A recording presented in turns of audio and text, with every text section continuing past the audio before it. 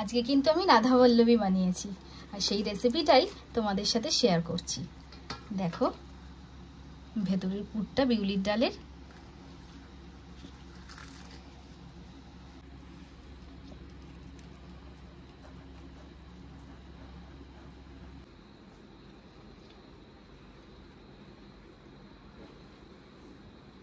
চলো তাহলে রেসিপিটা দেখি। আজকে খুব সহজ একটা রেসিপি তোমাদের সাথে শেয়ার করতে এলাম, আর সেটা হলো রাধাবল্লভী।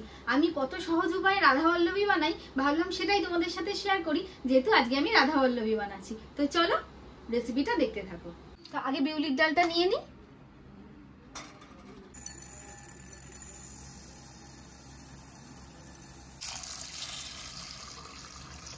এবার ডালটাকে ভালো করে ধুয়ে নেব, যতক্ষণ না একদম পরিষ্কার জল দেখতে পাচ্ছি।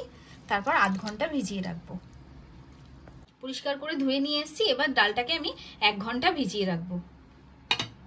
দেখি এবার ডালটাকে, এই দেখো 1 ঘন্টা ভিজিয়ে রেখেছি, ডাল কিন্তু একদম ভিজে গেছে।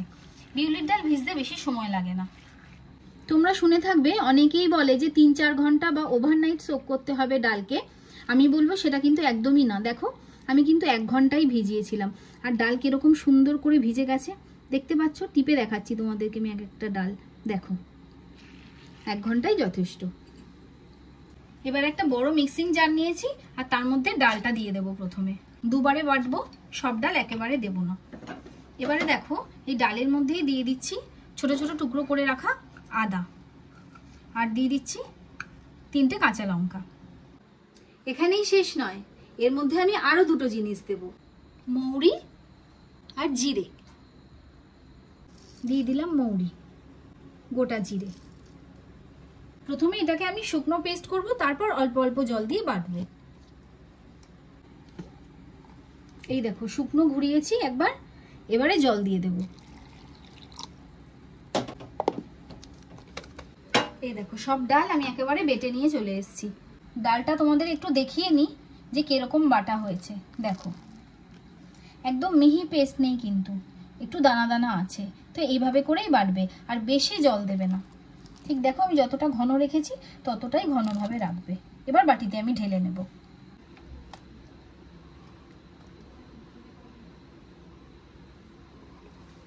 এবারে নিয়ে নিয়েছি ময়দা, ময়দার মধ্যে দিয়ে দিচ্ছি চিনি। চিনির পরিমাণটা একটু বেশি। এবারে দিয়ে দিচ্ছি নুন, দিয়ে দিচ্ছি সাদা তেল। এবারে এর মধ্যে দেব যে বিউলির ডালটা বেটেছিলাম সেইটা,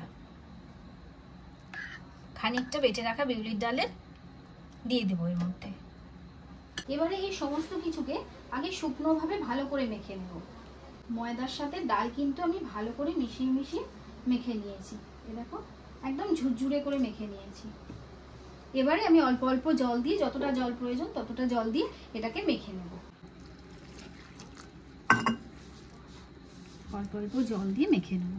ময়দা তো মাখা হয়ে গেছে, এবার ওপর থেকে সামান্য একটু তেল দিয়ে দেবো, একদম সামান্য দিয়ে ভালো করে ময়দার মধ্যে এরকমভাবে লাগিয়ে এবার ময়দাকে ঢেকে রেখে দেব। এবারে একটা ফ্রাইং প্যান বসিয়ে দেব।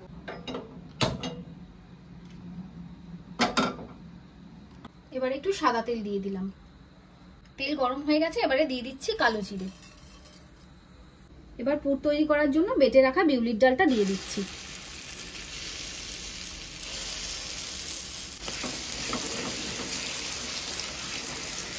একটু নেড়ে চেড়ে নিই। এখানে কিন্তু কন্টিনিউ নাড়তে হবে।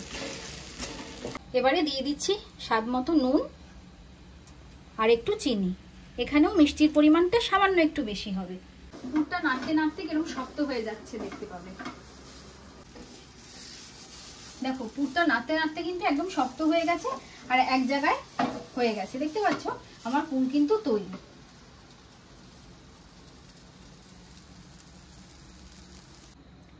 পুরটা নামিয়ে নিলাম, আর একটু চেপে ছড়িয়ে দিচ্ছি যাতে তাড়াতাড়ি ঠান্ডা হয়ে যায়।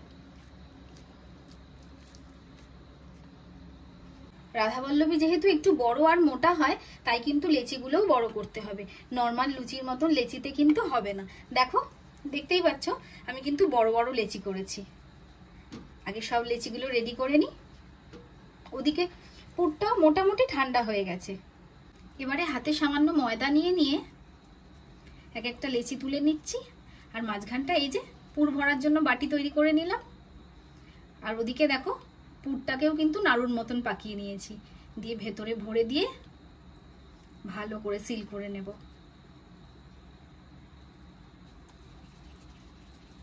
এই দেখো, এভাবে সবগুলোর মধ্যেই আমি আগে পুরটা ভরে নিই। এই পুরটা ভরার পর কিন্তু ভালো করে সিল করবে। আর যেহেতু লেচিগুলো বড়, পুরটাও কিন্তু একটু বেশি করে দিও। কড়াই বসিয়ে দিয়েছি, এবার তেল দিয়ে দিচ্ছি গরম করার জন্য। একটা করে লেচি তুলছি, তেলের মধ্যে ডোবাচ্ছি। একটু তো তেল লাগিয়ে নেবো, দিয়ে হাত দিয়ে এরকম প্রেস করে দিচ্ছি। এবার বেলে নেব।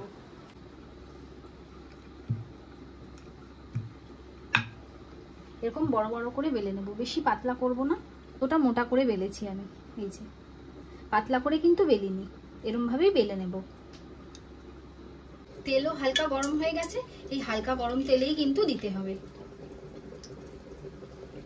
এটা দেখবে আপনা আপনি উপরে ভেসে উঠবে, ততক্ষণ কিন্তু এটাকে নাড়বো না।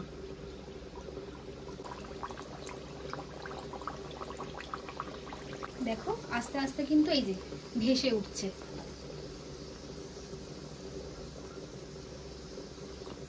এবারে আস্তে আস্তে করে চাপ দিয়ে দিয়ে এটাকে ঘোরাতে থাকবে।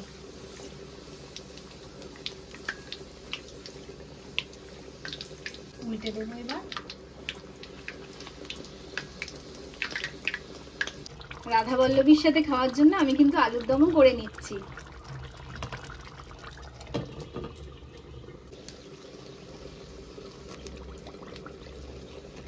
এই পাশটা লাল হয়ে গেছে, ওই পাশটাও লাল হবে।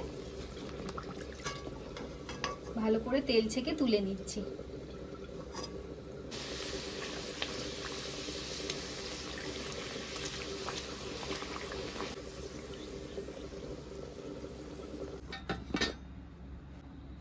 গরম গরম রাধা বল্লভী আর আলুর দম কিন্তু একদম তৈরি। তাহলে আজকে আমার এই রাধা বল্লভীর রেসিপিটা তোমাদের কিরকম লাগলো আমাকে অবশ্যই কমেন্টে জানাবে। আর এভাবে খুব সহজেই তোমরা কিন্তু বাড়িতেও রাধা বল্লভী বানিয়ে নিতে পারবে। তাহলে আমাকে জানিও তোমরা বানিয়ে যে কিরকম খেলে। আর ভালো লাগলে, যদি ভিডিওটা ভালো লেগে থাকে, তাহলে অবশ্যই একটা লাইক কমেন্ট শেয়ার করে দিও। তো চলো আজকের মতো টাটা, দেখা হচ্ছে অন্য আরেকটা নতুন রেসিপির সাথে অন্য আরেকদিন। তো সবাই সুস্থ থেকো, ভালো থেকো, সাবধানে থেকো।